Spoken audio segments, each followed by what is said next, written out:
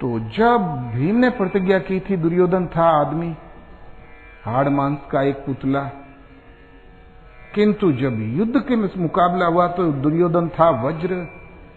गांधारी ने कहा, दुर्योधन तुम अकेले बचे हो, ले जन्म भर की तपस्या मैं तुम्हें देती हूं, तुम स्नान करके आओ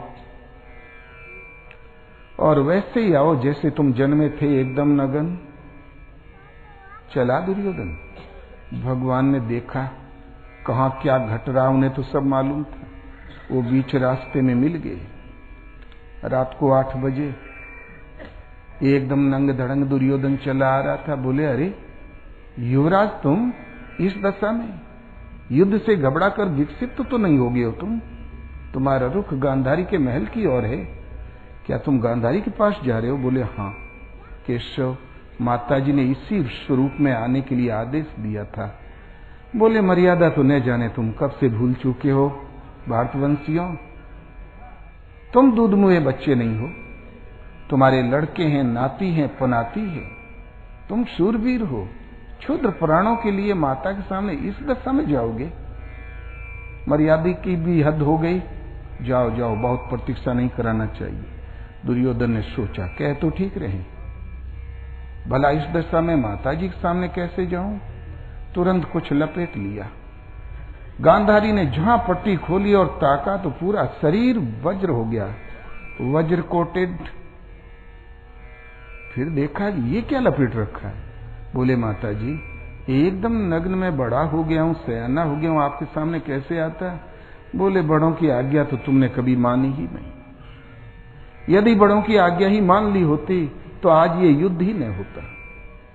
जाओ बेटा, उतना जैसा था भाग तुम्हारा वैसा ही रह गया। दुर्योधन बोला, कोई बात नहीं, गदा युद्ध कमर के नीचे जाता ही नहीं, लड़ गया।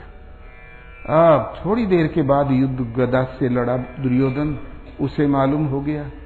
बोले, अरे मुझे तो चोट ही नहीं लग रही है। तब गदा फेंक दिया। कभी वो खोपड़ी पे झेल ले, कंधे पे झेल ले, उंगली पे झेल ले, भीम का वार, वो तो वज्र कोटेड हो गया। भीम पीटत पीटत फिचकुर फेंकने लगा, गिर गिर पड़े। तब अर्जुन ने कहा, भगवान दुर्योधन का पलड़ा भारी है। तो बोले, बनियों की भाषा मत बोलो अर्जुन, युद्ध देखो।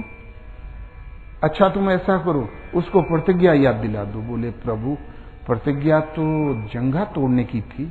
बोले, हाँ वही याद दिलाओ। बोले, नहीं भगवान, ये अपराध मुझसे नहीं होगा, गदा युद्ध कमर के नीचे उतरता ही नहीं। तो बोले, ठीक है, तब फिर युद्ध देखो। फिर भगवान ने देखा कि भक्तों के लिए मुझे क्या क्या नहीं करना पड़ता। तुरंत बोले, वाह भीम, गजब का वार है तुम्हारा, तो हलधर थे पक्षधर दुर्योधन के। बोले, कृष्ण क्यों शोरगुल करते हो, युद्ध देखो युद्ध। तो बोले, अरे दाऊ भैया, जरा उधर ध्यान से तो देखो, मजले भैया का वो दाव तो बड़ा ही सराहनीय है, जरा उधर तो देखो दाऊ भैया, उधर तो देखो। वो लंठराम उधर देखने लगे। इतने में कृष्ण बोले, हाँ मजले भैया, मार दिया जांग में हाथ, मारा भीम ने चारों कोने चित्त दुर्योधन। क्या वो प्रतिज्ञा पूरी हो सकती थी भीम की? भगवान बीच में न हो। इसलिए समर्पित भक्त सदा विजयी होता है, उसकी समस्त मनोकामनाएं पूरी होती है। एक प्रभु का स्मरण करो, भविष्य में जो मांगोगे वो मिलेगा, वर्तमान में जो चाहो वो मिलेगा, और मोक्ष मुनाफे में, क्योंकि ईश्वर पथ में आरंभ का नाश होता ही नहीं। इसलिए तदेव लग्नम सुदिनम तदेव, कब जब लक्ष्मीकांत प्रभु का सीधा वरदहस्त हो, हमने अपने आप को उनके चरणों में सौंप दिया हो, इससे बढ़कर कुछ नहीं।